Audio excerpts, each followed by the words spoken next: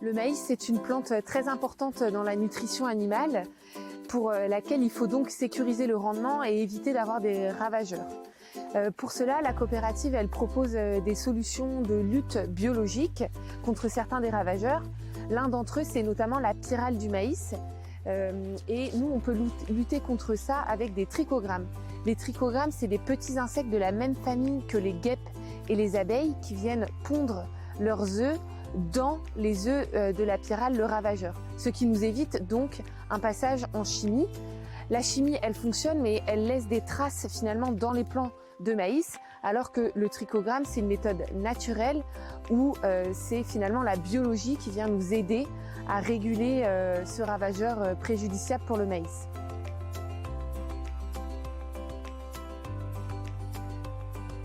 Bonjour Damien. Bonjour Marlène. Ça va? Ça va et toi? Ouais, très bien. Tu peux nous dire un petit peu où est-ce que l'on se trouve et présenter ton exploitation? Alors là, on est sur la commune de Saint-Guemard, je suis producteur de maïs. Là, on est sur une parcelle de 9 hectares. Et on est en train de larguer les trichogrammes par drone. D'accord, donc c'est pour ça qu'on voit le drone au-dessus de la parcelle? Ouais. Comment ça fonctionne du coup? Alors les trichogrammes, c'est des petites capsules. À l'intérieur, on a des insectes qui vont être largués en plein vol.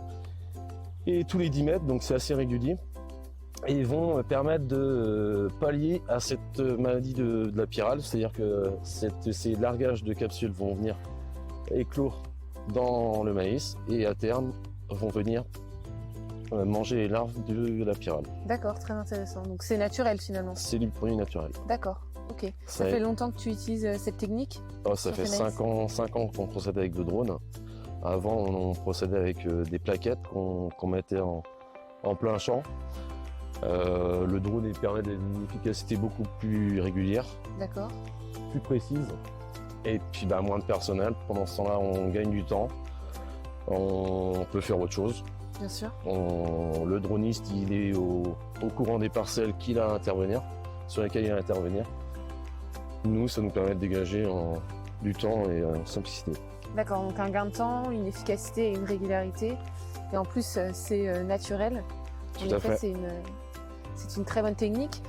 Et à quel moment tu sais que tu peux passer avec ces petites capsules de trichogramme dans ta parcelle? Alors déjà, quand les conditions le permettent. Et puis, au niveau après le stade d'IFEUILLE, quoi. D'accord, donc là, on est en plein dedans. Okay. Ouais. Et grâce à cette lutte biologique, est-ce que ça te donne accès à une certification environnementale pour ton maïs? Bah oui, parce qu'on réduit considérablement les pesticides, donc on a une revalorisation du produit derrière pour la démarche environnementale de la coopérative.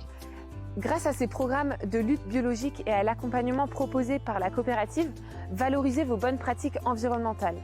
Vous pouvez devenir une exploitation certifiée de niveau 2, CE2, comme chez Damien, ou alors de niveau 3, HVE, haute valeur environnementale.